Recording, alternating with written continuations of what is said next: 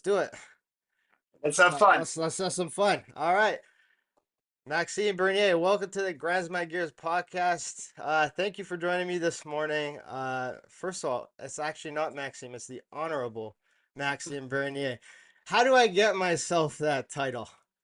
No, you can call me Max, and that's okay. I'm honorable because I was a minister under the Harper government, and in our parliamentary system, Yeah. uh, every every minister they can have that title. But between you and me, I don't use it. I don't like it. My name is Maxim or Max, and that's perfect. Or Mad Max. That's even better. That's an even better one. Uh, well, thanks for joining me today. I think this is a great opportunity for Canadians to see politicians like yourself come out and talk to regular people like myself. And I just want to thank you for doing this and for what you've been doing in the public as well. I appreciate that. Thank you very much. No problem. So let's start with this.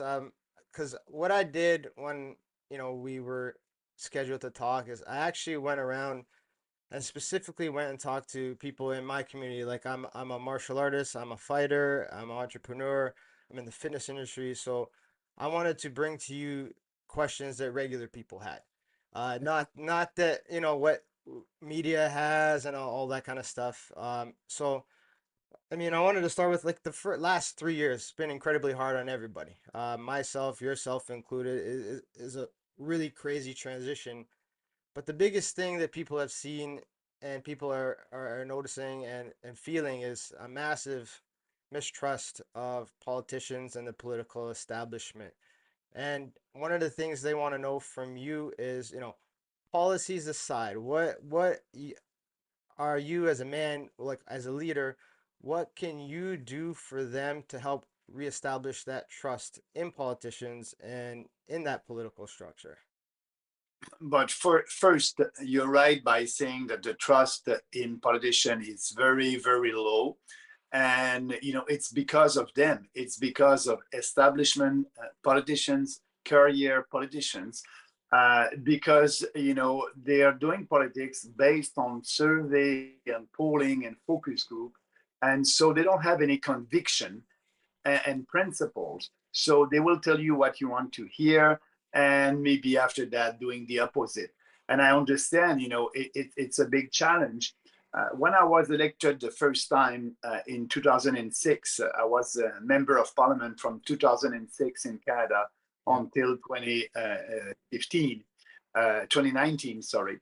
And so when I was elected the first time in 2006, the participation rate at the federal level in Canada was very low at that election. I Yeah. think only 58% or something like that. Yeah. And the day after the election, when I'm saying we, myself and a Liberal member of Parliament and an NDP member of Parliament were together, and we were asked by a TV station in Quebec to have that discussion about the fact that people don't vote and the participation rate was so low. So I was the last one to speak about it, and the first two politicians said, "Oh, we must promote democracy, doing more promotion in school and blah blah blah." And I said, "No, the problem is not the people. The problem is not Canadians. The problem is us as politicians. Yeah. We need to change. And when people are not voting, they're telling us, what you're doing. It's all the same. You're all the same, and I don't want to waste my time to go and vote." And So I, that's exactly what I see in our community, even on voting day. Like for example, on polling day for Ontario, it was the worst turnout in history. And if you look at the last two federal elections, the numbers have declined as well. I mean, you could attribute some to the pandemic, of course, but regardless, numbers shouldn't go down in terms of voting. It should always either remain the same or go up. And when I was in the gym I did the early voting. When I was in the gym on voting, the gym was packed, and I'm asking some people, I'm like, are you gonna vote? No, and they're like, no. What's the point? They're all the same, right? yeah. So and I agree with that. Career politicians are all the same. They're all doing the politics the same way, try to do something. They don't have any credibility, and people don't trust them. Yeah. So that's why I left the Conservative Party of Canada in 2018, and we created the People's Party because we are doing politics differently. So answering your question, why people must trust Maxime Bernier and the People's Party Yeah. is because we are doing politics differently. And that is not a slogan. That is not a post. Yeah. That is reality. Because we have a vision of this country with a smaller government in Ottawa and more freedom. And we know that we believe that we have the best vision for this country based on Western civilizations and Western values, individual freedom, personal responsibility, respect, and fairness. And so we are speaking about what we believe openly with passion and conviction. And we believe the more we speak about something, about an idea, the more popular it would be. But usually, if you're a politician, a traditional politician, you will speak about something if maybe 35, 40% of the population is on your side. Yeah. That's why during COVID-19, the last 2 years, we didn't have any opposition at the provincial level and at the federal level because these traditional politicians their only Yeah. goal is to be in government. And and at that time, if you did a poll or a survey, 60, 55% of the population agreed with the draconian measures. So they wanted to be in government. They didn't want to have 50 or 60 people, 60% of the population not on their side. So that's why we didn't have any opposition against the draconian measures that were imposed to us during the last 2 years. Yeah. So we spoke about freedom. We spoke against that when it was not popular 2 years ago. And I remember the first rally that I did in Montreal in March 2020. If we were maybe 100%, that was the maximum. And Yeah. the last one that we did 2 years after that, we had 45,000 people Yeah. marching in the street in Montreal. Yeah. So we have ideas. We believe that our ideas are the best one, and we just need to speak about it. And we don't try to pander to every special interest group. Yeah. If you like what I'm saying, I hope that you'll vote for me. If not, please vote for another politician. Vote for these establishment politicians. So that's why people don't trust politicians anymore. Now, They in, don't in, have ter and principle. in terms of like getting yourself out there and speaking to people. Now, I did an interview with Melissa Lantsman. She's the shadow transport minister. And one of the big things she said was that people in Ottawa don't talk to people outside of Ottawa. Um, basically stating MPs and these people in power don't talk to their constituents, the people who elect them. Is part of the strategy that you guys are going to be employing to really put yourself out there in the community more than ever before in terms of political awareness and political parties? Yes, absolutely, because we cannot trust the mainstream media to cover us. Actually, they ignore us. They don't want us to have more visibility.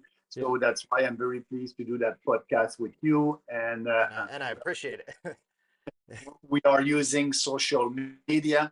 So our strategy is simple. We have the same platform. We created that party based on four principles, like I said before, Yeah, and all our policies are in line with these principles. We won't change. So the platform that we had at our first election for us as a new political party at the federal level was the election of 2019. And I spoke about the same platform at the last election in 2021, and at the next election it would be the same platform. But if you're a traditional establishment political party, you'll do some survey and polling before an election, and you'll change your platform. You look at the win, and for us that's not the case. So answering your question, I need to be out there, and yes, actually, I'll be on the road. I'm actually leaving tomorrow, not tomorrow, but Tuesday, next Tuesday for Western Canada, for another Vancouver, Mad Max tour, right? and Calgary. I was in the Maritime in May for 3 weeks. So yes, the goal is to build a party and speaking to people and answering their questions Yeah. and telling them what is our vision for this country. We Now, don't believe big fat government that will tell you what to do with your day-to-day life yeah. for sure. Now, do you think this strategy that you guys are going to be employing will work with the voters that are on the left? Now, we look at we have the Liberal Party and the NDP and this weird coalition junk that they're doing.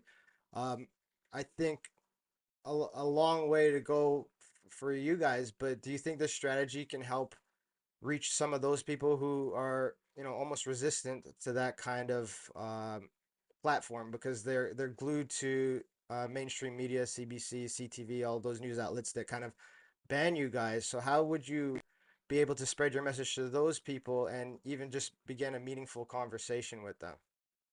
Yeah, so I believe that if I look at the past, I believe roughly that our supporters, are maybe a third who are coming from the Conservative Party of Canada, another third coming from the NDP and Liberals, so the NDP and the Liberals, and another third that's are people that who never voted at the federal level. Yeah. So, as we just said, 40% of them didn't vote at the last election. So that being said, we can attract people from different political backgrounds because of our ideas.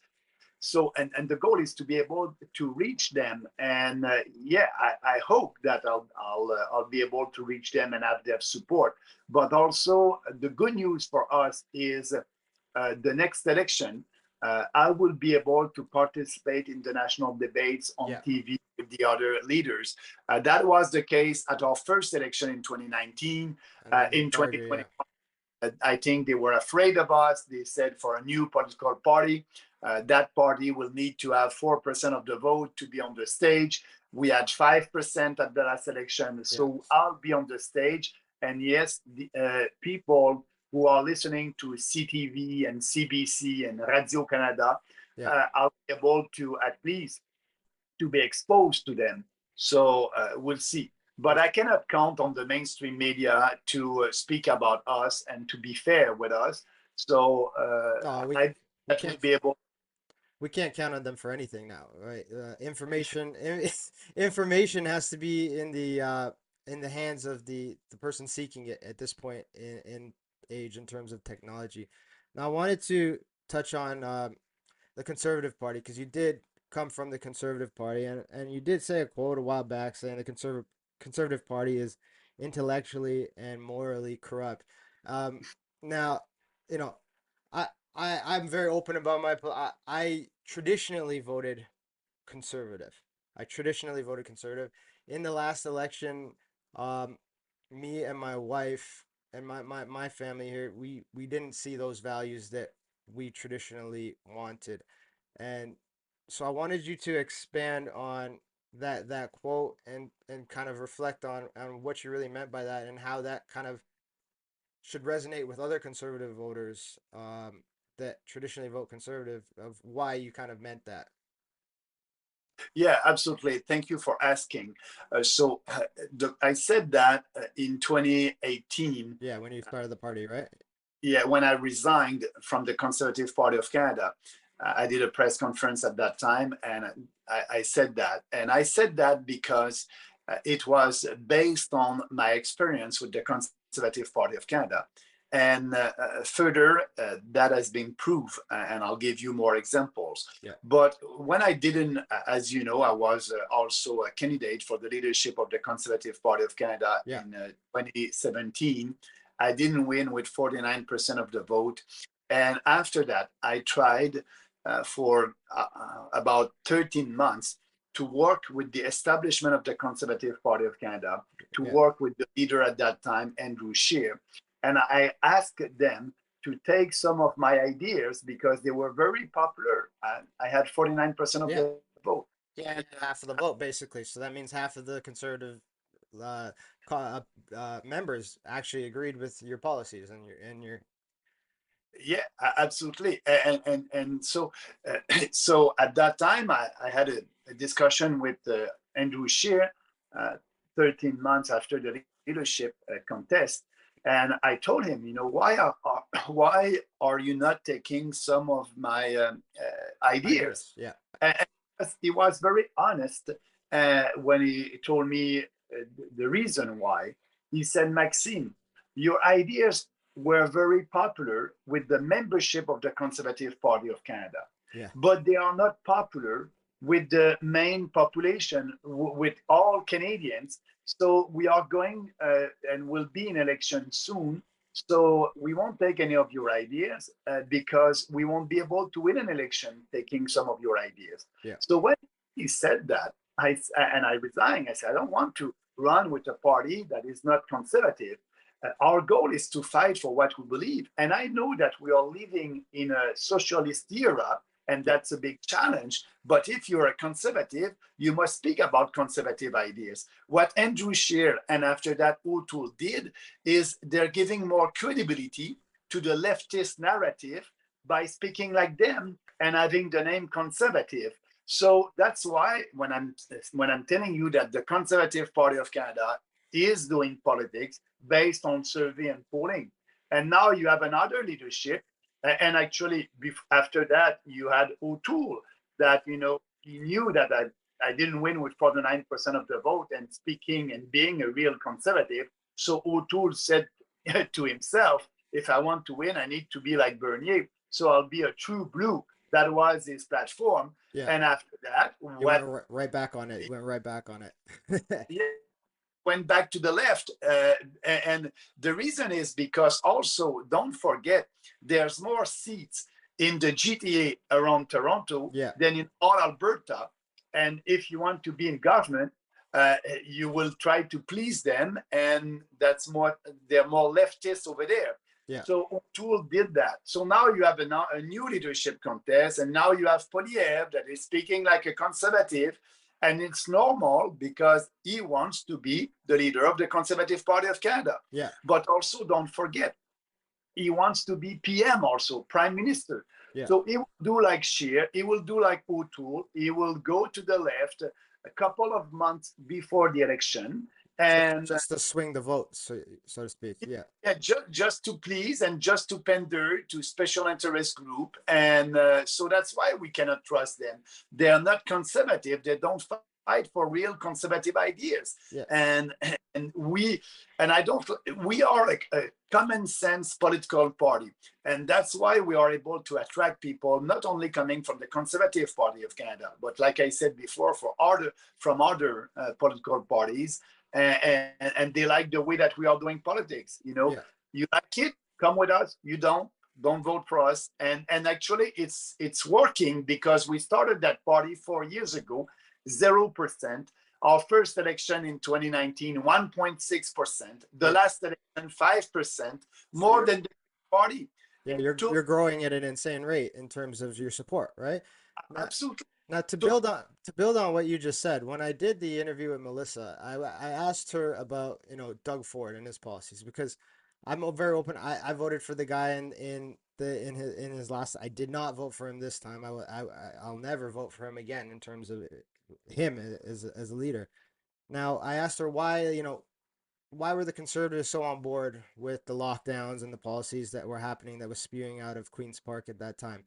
And to go back to what you said, and I wish I had pushed back a little bit more when I spoke to her, but she said basically the left leaning governments around the world were doing it one way, and it would have looked irresponsible for them to do it a different way, the traditional conservative way.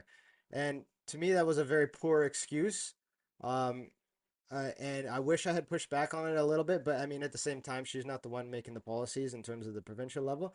But I see what you mean in terms of the traditional conservative views, because it seems like the party at this point in time, when it suits them to be conservative, they're conservative. But when, there's social issues and stuff that come up, they're like, okay, well, we're gonna, shove our base aside and kind of move over towards what's popular at the time. Do you think that that's basically how the party and the direction of them are going right now?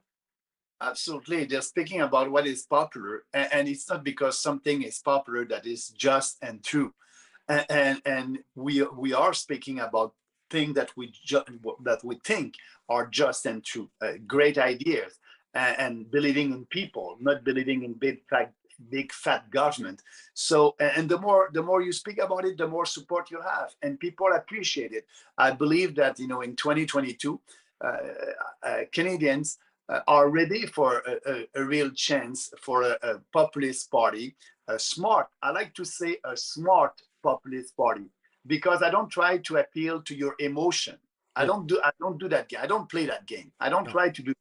If you need to read our platform, I want to appeal to your intelligence, Yeah. and I believe that Canadians are intelligent people. So go on our website, People's Party of Canada, read our platform, look at our principles, and if you like it, I hope you support us. Yeah. And I want to move on to something because like one of the main criticisms of your party, and I'm not saying I generally agree with that. I'm just saying what's out in the mainstream media and what people tend to hear is they kind of the mainstream media labels the People's Party as racist and all these sorts of different things. Far right. I've even seen some articles and some publications saying that it's very Trump like a party. Right. How do you go about that? We have a few. I don't know when another election will come, but based on how things are going, it could be soon as that coalition breaks down. It could be very soon. How do you go about breaking that narrative that the mainstream media has painted of your party? But the time is on our side. You're right that they tried that. At our first election, they were saying we're a racist party because we had a position on immigration that is reasonable. We Yeah, are against mass immigration, for sustainable immigration, more skilled immigrants, and fewer fake refugees. And they didn't want to hear that. So they were saying that we were racist. And, we were able to have 1.6% of the vote, and they were saying at that time, well, that party will die, Bernier, yeah, no future for the People's Party. And actually, the next election, we had 5%. We know. I don't have to explain. I don't have to explain to Canadians that I'm not a racist. I don't have to do that. I won't go there. Just yeah, look at our platform, and you'll see by yourself. So, and if I have an opportunity to be on a mainstream media, CBC or Radio Canada, I will always speak about our platform, and showing Canadians that if you look at the facts, that's that's not the reality. yeah.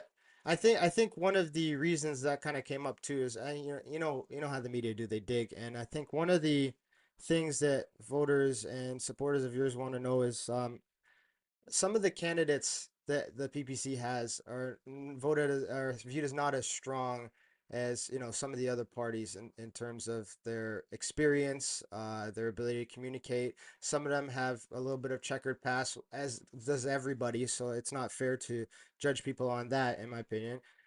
What are you guys doing to bring in a stronger candidate bunch this time to kind of counter some of the more established MPs that are out there that are Yeah.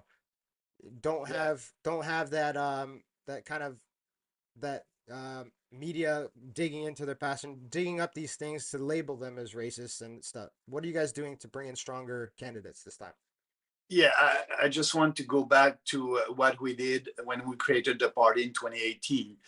As you know, our goal was to not increase, but having a candidate in every riding, to give the opportunity to every Canadian to be able to vote in line with their values. So we had only less than 1 year to build a new political party from coast to coast to coast. Yeah, So yeah, the quality of our candidate was not perfect, if I can express myself like yeah, that. But we gave the opportunity to a lot of Canadians to vote for their values. We had 313 candidates on 338 at our first election in 2019. yeah, But I can tell you that the second election for us, the 2021, the last election, last September, the quality of our candidate improved a lot because we had more time to do a research on them, background check, and all that. yeah, We lawyers, professor, university professor, workers, truck drivers. The quality of our candidates improve a lot. And so I believe that at the next election, actually, we will improve again the quality of our candidates, because now people understand uh, what is the PPC, Yeah. what are our values. So they understand that, and they're coming with us for the right reason. Maybe at the first election, they were not coming from the right reason. And so now I'm very proud of all the candidates that we had at the last election. There are 313 candidates that we had at the last election. And we have right now the time to implement a very strong process for selecting our candidates, and we will do it. Okay, so you're basically you're telling people that you're going to be doing a more stringent kind of background checks and figuring out more and making sure that these people can uphold the values of the PPC and can compete with these other MPs right now. Absolutely, absolutely. But also, we're a populist party. We want people, ordinary Canadian, and Yeah, we don't look at their CV. And I don't. We are looking at their CV, but we yeah. don't want them to have a huge resume and being, we want them to be dedicated You, you to want real Canadian. Canadians. You want real Yeah, Canadians. Yeah, okay. I yeah, understand. So would you say that in terms of your candidacy and the people that you have, you're looking for more people that can relate to the public than career politicians? Is that what people can expect in terms of your candidates? yeah. I think we don't have, we didn't have any career politician with us, and we want people that know what it is to work hard and have a boss. Yeah, Actually, me myself, I'm not a career politician. yeah, In 2006, for my first time I was elected, I was 43 years old, and I worked 19 years in the private sector before, yeah, contrary to, for example, Pierre Poilievre. He was elected first time in 2004 at 25 years old, and he never had a real boss. He is a career politician. yeah. But no, we're not. We're working for people, for our country, for the sovereignty of our country, and I'm very proud of all our candidates. Now talking about Polyev, he put some shots fired on you when he did an appearance. Someone asked him about the World Economic Forum, and he's like, "Why don't you ask Maxime why he was there?" Now you have put out a statement that you were there because of your role as the foreign affairs minister with the Harper government. But I think what a lot of a lot of people in Canada right now are nervous about this thing, nervous about the World Economic Forum and their globalist agenda, and the fact that it is shown and it is proven that they have infiltrated, quote quote, the Canadian cabinet and the Canadian government. Um, now, was your involvement deep in terms of being there? What was Oh, okay. So I just want to answer that again, and that's not the first time. And Yeah, I'm I happy that it's not the first time. I have follow-up questions, but I want people to hear it yeah, from your mouth. Why you were there other than being yeah, the minister? yeah. That's why I appreciate that question. It's important to clarify all that. But what you said about the World Economic Forum that are that is infiltrated politician, I believe that their ideology, their the globalist ideology and socialist ideology, yes, for sure. Yeah, And all his cabinet supported that ideology. Speaking about myself, yes, you're right. I was in Davos. I was not at the conference. That's a big difference. I was at Davos at the same time in 2008 when they had the conference, because like you just said, at that time I was foreign affairs minister, and at that time Canada was in war against in Afghanistan. Afghanistan. Yeah, And so as you know, our Canadian forces didn't have the best equipment at that time, and still don't. still don't. And so my job, I knew that at that conference, I'll be able to speak to a lot of my counterparts other foreign affairs minister to Yeah. ask them to help us in Afghanistan.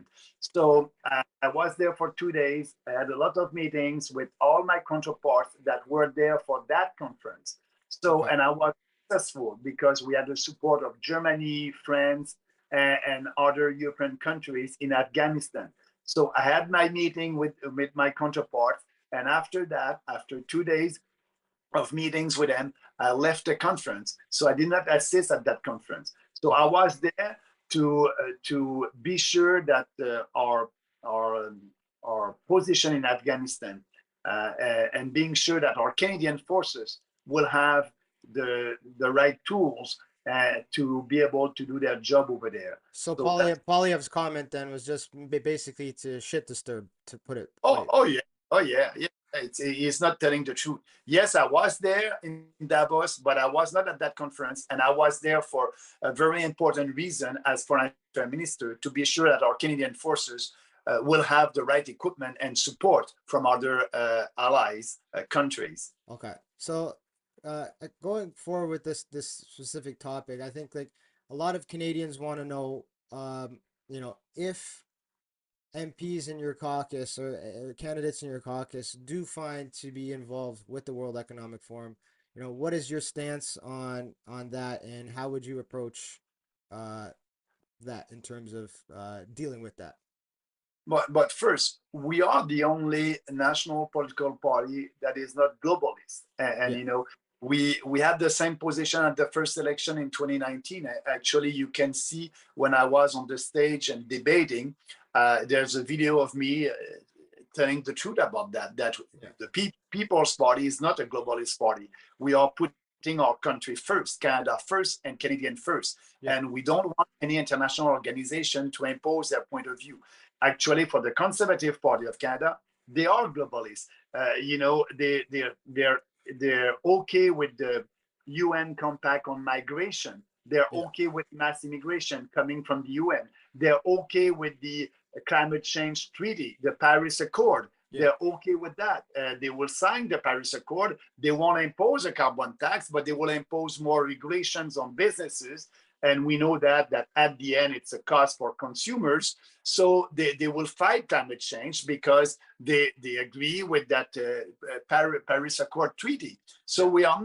we are not a globalist, contrary to the conservatives and the liberals. And about your question about the World Economic Forum, you're right that they have a lot of influence in Canada, but they won't have any influence with our party. Our How position is clear, how would you won't deal? change. How would you deal? Like, I think what I'm trying But to get at. wait, being very clear, we Yeah. won't participate in these meetings. Yeah. We don't want to be part of that. Our goal will be to promote our sovereignty. And Yeah. it's same thing. Our position on the UN, Canada is spending $1 billion, $1 billion on UN. So we can save that. We need to balance our budget. Yeah. Pierre Poilievre is not saying anything about the UN, about the $1 billion that we are spending there. Yeah. What we said about it, we can save that money. We won't participate with the UN or the World Economic Forum only if it's in line with our values. And if it's not, we're going to say goodbye. But actually, they're socialist organization. So Yeah. it is not in line with our values. So, but the conservative, the NDP, the liberals are okay with the UN. And I said, the UN is a dysfunctional organization. Yeah. We won't support the UN. So that's a big difference. And it's not a talking point, it's the reality. But the question that you must ask and we must ask to Pierre Poilievre, what will do? How come you're going to sign the Paris Accord? What you're going to do for the mass immigration? And you are signing the UN Compact on Migration. You agree with that. So he is a globalist. And we must ask him a question about the $1 billion that we are spending and giving to the UN. To So those what is his organizations. Yeah. he doesn't have any position on that because it's not popular to speak about that and because Yeah. afraid of the media. So that's another example of the way that he's doing politics. So Pierre Poilievre as a leader or another person, Yeah. it would be the same. The party is intellectually and morally corrupt. Now, I tend to agree with you on this on that one. But I think what more after the last couple years, like we talked about the distrust Canadians have, right? And the concerns that people have with the World Economic Forum and their globalist like a lot of politicians, for example, Pierre has denounced them and said similar things. I think what Canadians want to hear at this From Pierre just said, I won't allow my minister to go to this meeting. yeah, But that's that's nothing. The real question is, what are you going to do with the $1 billion that we are spending to the UN? How come you're for mass immigration coming from the UN? All that's policies that are important for the future of this country. yeah. And on all these subjects agreed with the liberal. Yeah, and he did. And I think what Canadians are looking for is some sort of guarantee that if members of the People's Party, if you guys are in power, what would be the punishment for these MPs? Is it just going to be a slap on the wrist? Like we like I think most Canadians can say they don't want to see the World Economic Forum and that globalist agenda, coming into Canada. And what we've seen so far when politicians break the rules, so to speak, is it's mostly a slap on the wrist, maybe sometimes a very tiny fine. Is there some sort of legislation or something that you would put in to make sure that this infiltration doesn't happen if it doesn't align with the Canadian values and your party's values? uh, we are asking all our candidates to when they decided to in the past they decided to be a candidate and in Yeah, the future also to agree with our policies and they're there to fight for our policies and our principle and by signing that by only the fact by being a candidate for the PPC they agree they agree that we okay, must fight for our platform so they won't be at these meetings and the question is not you can they won't but you can say oh, people won't be at these meetings but on the same time signing all these treaty with the UN and the impact is there. yeah, Polyev can say oh people won't go to these meetings but that's not the real question. The real question is the party and the policies that Polyev is promoting is a globalist policy. yeah. They are globalist policies in line with the UN and the World Economic Forum. So can you guarantee? I know this is a hard question to ask. Can you guarantee that if some of the candidates did, somehow squeeze out and started working with the World Economic Forum, that they would be immediately kicked out and dealt with in terms. Be part of our party anymore Okay, because that's not the philosophy of our party. okay. So they won't be. They So won't so be. there won't be this slap on the wrist denouncing thing. It will be like you're out, and whatever behavior you were doing behind the scenes, you're gonna have to pay for. Yeah, because you knew you decided to be a candidate for the PPC, and so you knew by doing that your goal is to be sure that our platform will be put in action in legislation, and you agreed with our platform. So what you're doing, it's against the platform, and you're out. Yeah. That's it. I think But that's very important. Like what you just said is very important for people to hear because I think that builds the trust that, a lot of people feel this way, Max, that like when politicians say something that they don't do it, they get a slap on the wrist and they go about their life, right? So I think people want to hear that if they go against what we voted for or what they voted for, they will be held accountable going forward under a government with you, right?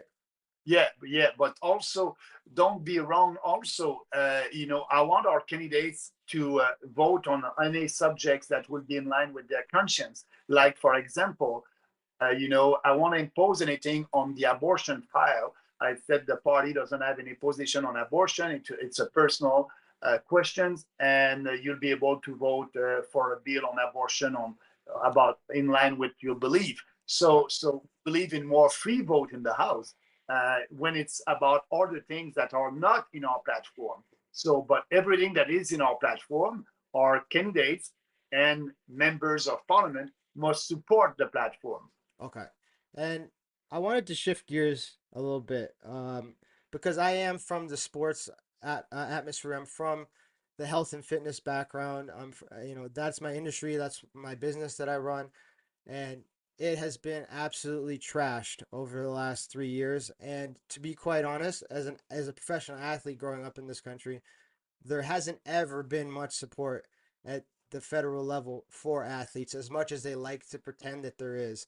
And it's not a topic that a lot of people cover because it's not, well, it's not popular, right? But in in my community it is because like when you look at the US, as flawed as the US is, there's one thing that brings them together more than anything, and it's sport. Like you go to a NFL game on a Sunday, it doesn't matter if it's Democrat, Republican, they don't give a shit. They're there to support that team. They're there to scream, chant, they're there to have fun.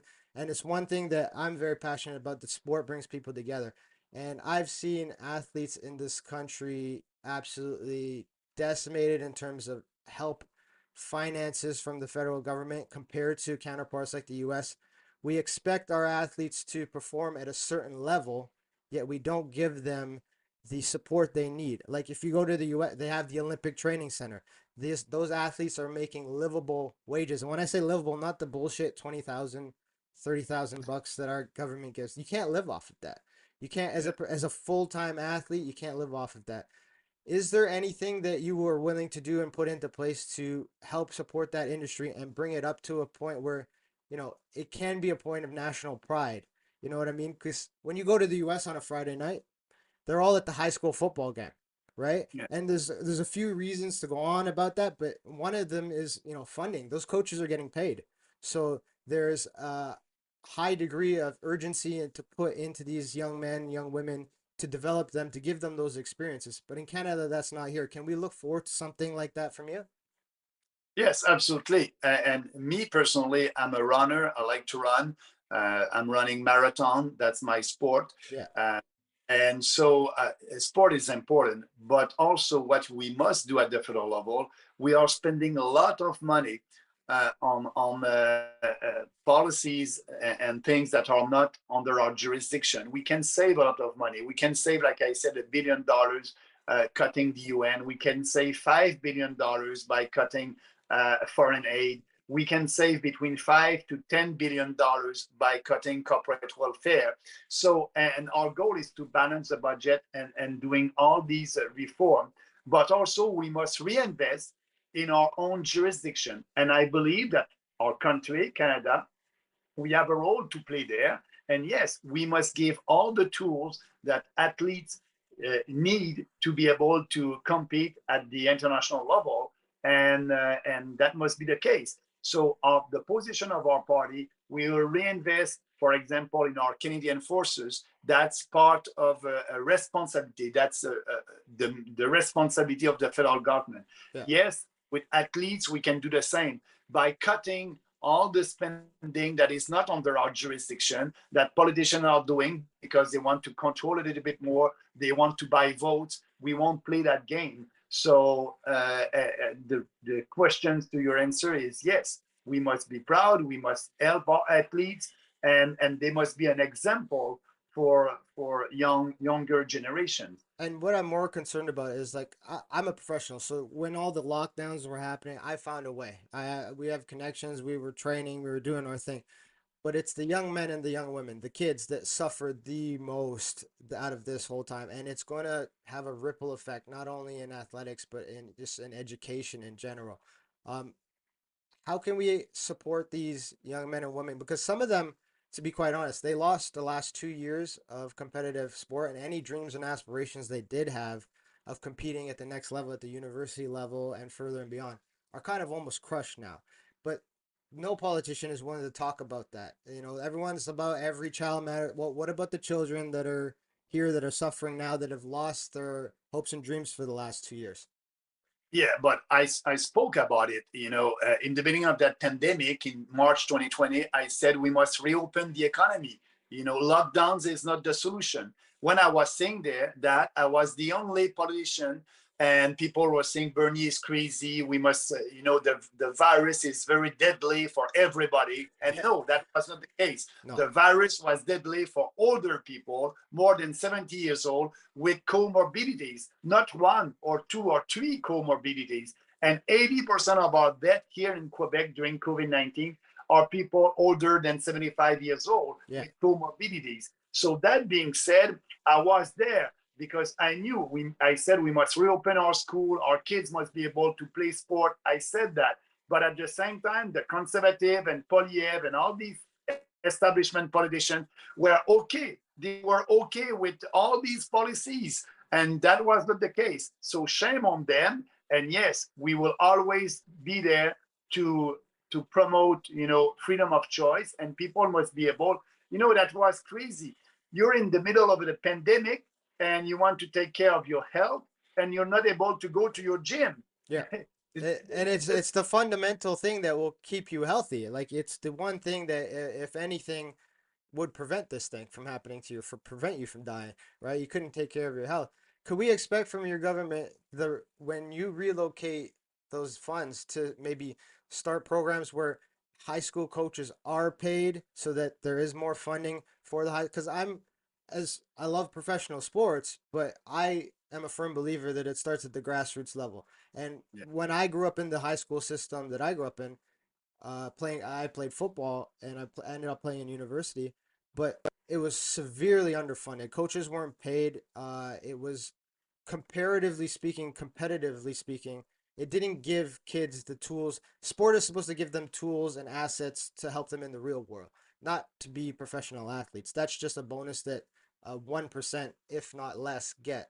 Can we expect you guys to relocate those funds towards programs like that and actually look at having competitive high school, competitive elementary school with paid coaches that are there for the kids to constantly be there for the kids and developing them? Absolutely. But also, I must add that the education is 100% a provincial jurisdiction. Okay. So, what we can do, we can have program at the federal level that will promote our elite athletes. But also, we must look at other way that we can also be sure that kids will have access to sports. Yes. Uh, that must be a discussion that we must have in this country. Absolutely.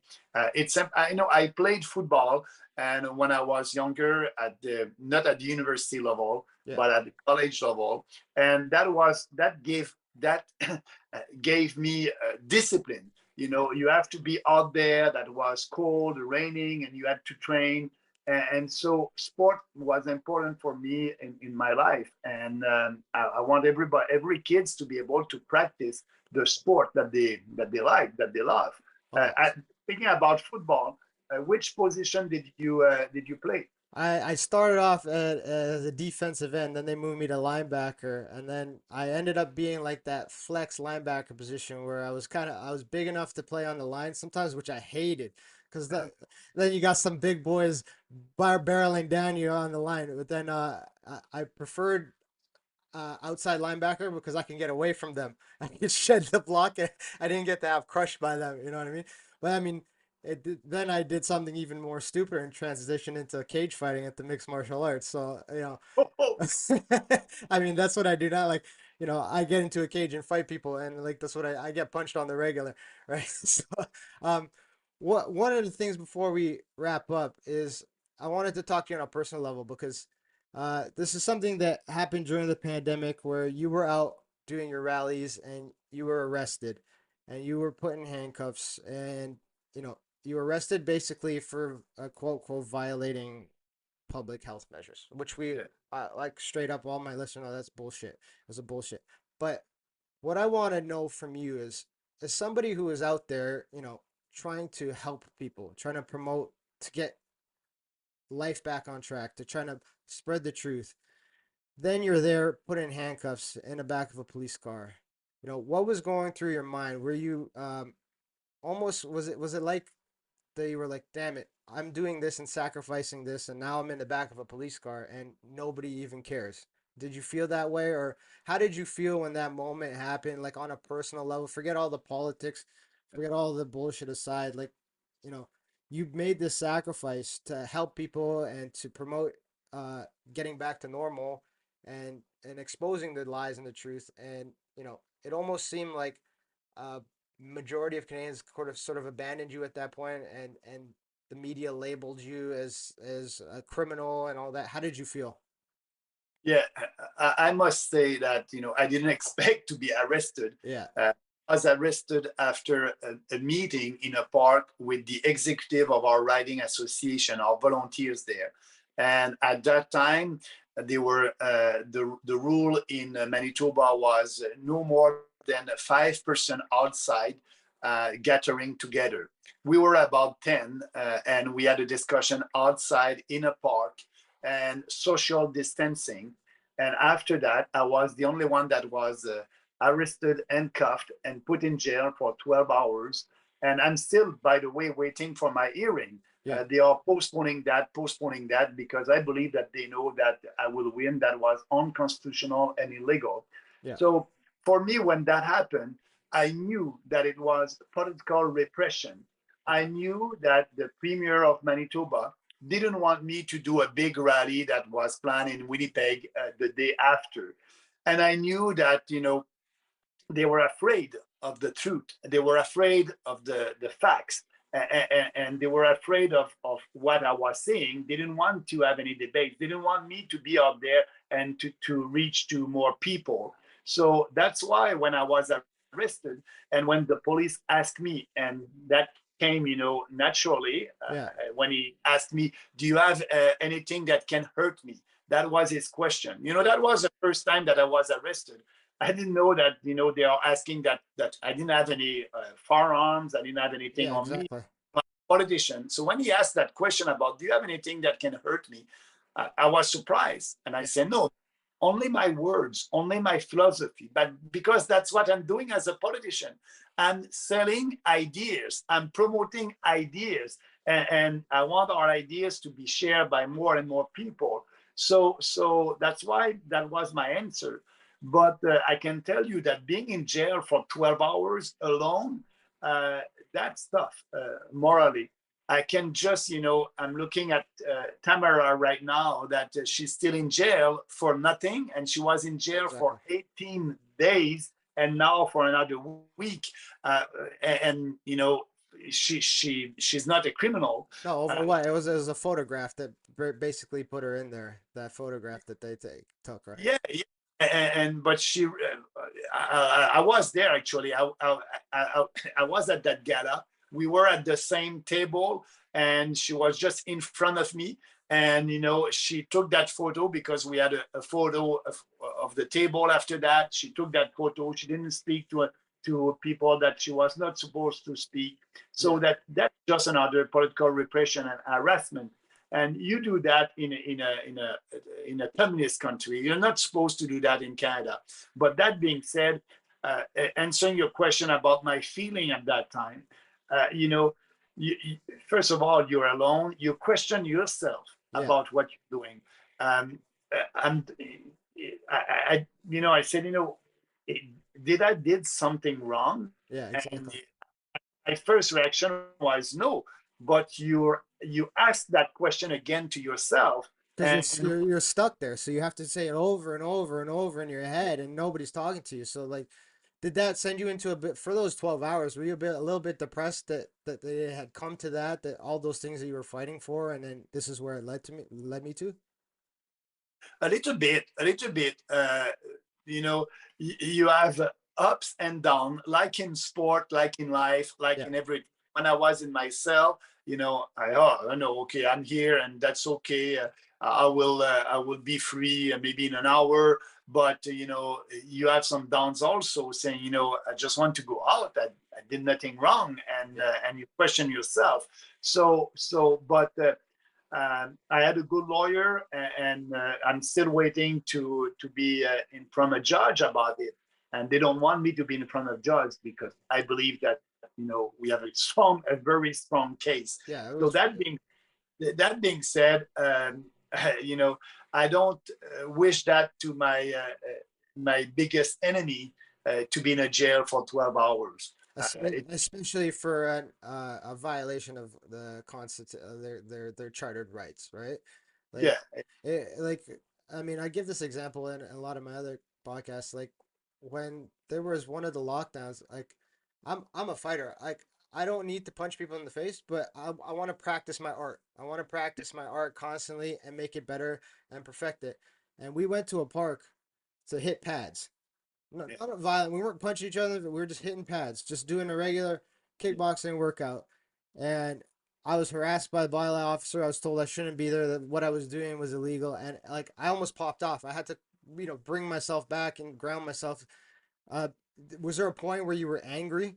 Were you just angry at people and the things that put you there? Oh, absolutely. When the police, put the handcuff on me, and I'm a politician. I don't have any criminal record. Yeah, A peaceful citizen. So why doing that? Just bring me in your car, and I yeah, will follow you, and I will listen to you, and I will respect your authority. But handcuff me, uh, you know. I said, I yeah, was not happy. I was. I look at him. I said, "Why are you doing that? I will follow you. I don't need that. I won't punch you in the face." yeah. I was not. I was not happy when he did that. And I think it's important that we had this conversation because it shows that you're a real person too. I think a lot of people get lost in like as much as I dislike Trudeau, as much I realize he's a human being, right? We're all human beings, and that's what we're trying to do in this country is we're trying to fix that gap and fix this thing that has come between everybody that just because I have a different point of view than you doesn't mean that you're any less of a human being than me. Doesn't mean that you have any less rights than me. And I think that it's important for people to hear how you actually felt because what we see on TV and in the media is like we don't see feelings anymore. We just see policies, we just see platforms, we just see agendas, we just see that. But we lose the real people behind those positions. And if we get to know the real people behind those positions, we'll actually be able to make smarter, wiser decisions, and not only that, but communicate and be civil towards each other. Do you think that that's what your aim is going forward? And Yeah, yes, absolutely. Respect each other, respect Canadians. That's part of one of our founding principles: individual freedom, personal responsibility, respect, and fairness. And yes, and that's why at the last general election, I said we must respect everybody and unite everybody under the freedom umbrella and believing in freedom of choice. If you want to wear a mask or have the two shots, it's your decision. yeah, But the government must not impose that to you, and we must respect you. And people must respect me if I decided not to take the two shots. It's yeah, my own decision. But with all the propaganda and the divisive politics coming from the conservative and the liberals, they were telling Canadians there's good Canadians, the ones that are taking the shots, and bad Canadians, yeah, yeah, the exactly. ones that are not taking the shots. And that was not our position. It's your own decision. Let's just respect your decision and have the freedom for everybody to be able to decide what they want to do with their own body. And I believe that if you want to have uh, a good society and an open society, a good society, that we must respect everybody and respect their choice, the choices that they're doing. And I think that's one of the things that we've lost as Canadians over the last couple of years because, like you said, the divisive politics. The only agenda in the last election from the Liberals was to divide Canadians on the topic of vaccines. There was very little policy talking about it. It was like, here, let's pit them against each other to win a majority, and it didn't work. It didn't, and it kind of shows why, like now you have Jagmeet and Trudeau making love in the parliament, trying to keep things, trying to keep it, keep things up. But I think what you said was very beautiful, and I think more Canadians need to resonate with that because we do have a choice, and the choice is to we vote for the people that we want to, and we hope that they institute those values that we as citizens put out there. Now, before we finish this off, I want to find your opinion on this. We have a conservative leadership race, right? Um, Now there is, I won't lie, there are some strong candidates. Poilievre's a strong candidate. Roman Baber, who like you, did speak up and he put his self out there, put his political career on the line, put his livelihood on the line, and he did lose a lot. You know, he was kicked out of caucus for that, Yeah. and then Leslyn Lewis as well. Sheree, which I don't even entertain, because somebody with well, here's my thing: somebody with that bad hair cannot be on TV every day. As much as I dislike Trudeau, at least he does his hair. You know, Sheree, if you're gonna run for politics, you know, get a hairdresser, do something with your hair.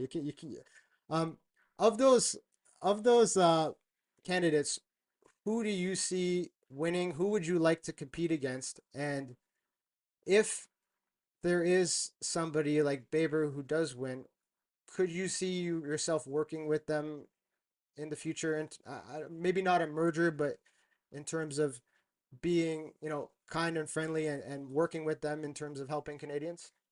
Yeah, for me, whoever will be the leader of the Conservative Party of Canada, that won't change anything for us, for the People's Party. I'm too busy to Yeah, promote years, and I'm not in politics to try to change my strategy or ideology because there's a new leader of the Conservative Party of Canada. yeah, So, I'm not doing politics against the Conservative Party of Canada. I'm doing politics for Canadians. And so we have strong ideas. We need to be out there to promote it.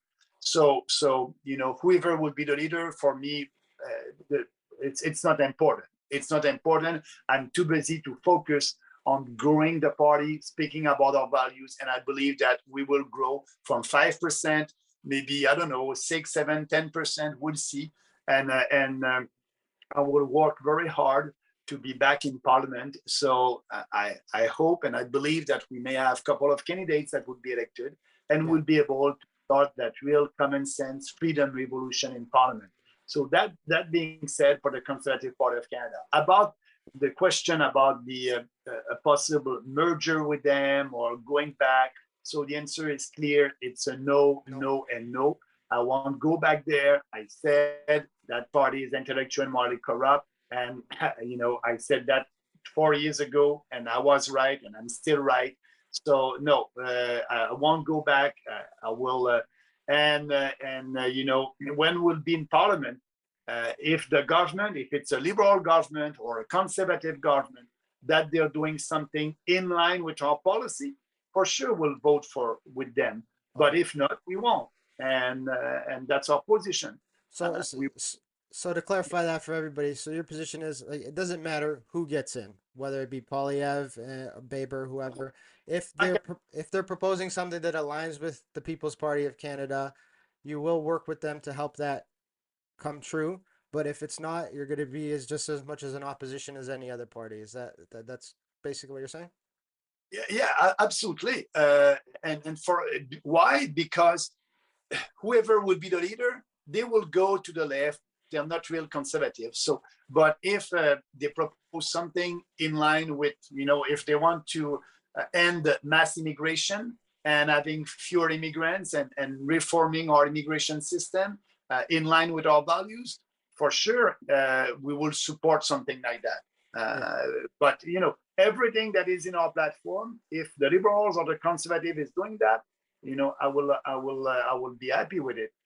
But our goal is to promote our ideas and to be a strong opposition. And maybe we don't know. We can have the balance of power after the election. Yeah. Look what happened in the New Brunswick, not at the last election, but the one before. Yeah. Yeah. New party, and they were able to elect two candidates, and only with two candidates they had the balance of power. Yeah. So we don't know what can happen, but people can always count on us to be ourselves, to fight for what we believe, and to always have the same platform and fighting for the same values. Yeah, and to kind of sum that up and wrap that up is like in Canada we've always had like since I've been growing I'm only 33 years old. Since I've been alive, it's always been, you know, liberals and there's always been a huge left kind of leaning party system where those two have held quite a bit of seats. And I think what the People's Party presents is an opportunity for Canada to shift some of that power from the left to bring Canada to almost, where I tend when people ask me what's your my political, I'm in the center. You know what I mean? There's policies that I agree with on there. There's policies I agree with on there. I think that if the People's Party can pick up that some seats and kind of shift those powers, we might see a Canada where we finally will bring some middle ground and stop being so divided on so many issues. Is that kind of where your vision of things are going to go over the next election in the next couple of years? Yes, but I don't like when people are saying, we are a right wing party or things like that. We Yeah. are a communist party. That's why we are able to attract people coming from different political backgrounds. They look at our platform, they like the way that we are doing politics, and they like our principle. They like, our authenticity. If you look on YouTube and you go on YouTube, you can find a video of me 13 years ago saying the same thing that I'm saying today. Yeah. So we are real. And that's why I'm asking people for the next election to vote for their values, to vote for what they believe in. Don't vote for against something. Vote for something. Yeah. And if you vote for what you believe, you'll have more chances to have what you want. So that's why I believe the People's Party offer a real alternative to these establishment political parties. All right, and I think that's a good way to wrap this up. Before we go, can you tell everybody where they can find you, how they can see your guys' stuff? Because I know that there's a lot of censorship going on, so it's not easy to find a lot of your material, your stuff, your live streams. How can everybody find you on social media and through videos and all that kind of stuff? Yeah. First, they can go on our website, peoplespartyofcanada.ca. You're going to be able to read our platform over there. Everything is there. On social media, I'm very active on Twitter. You can follow me there, but also go on my Twitter account because we are shadow banned on Twitter. So Yeah.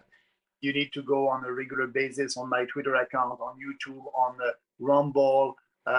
We are also on other platform like Instagram. And so, we try to be very present on social media. I have also my Mad Max show every 2 weeks. It's easy. Maxime Bernier, find me, or People's Party of Canada. You'll be able. And if you have any questions, you can write to us at info@peoplespartyofcanada.ca. It may take 3 or 4 days to answer your questions, but we will do it.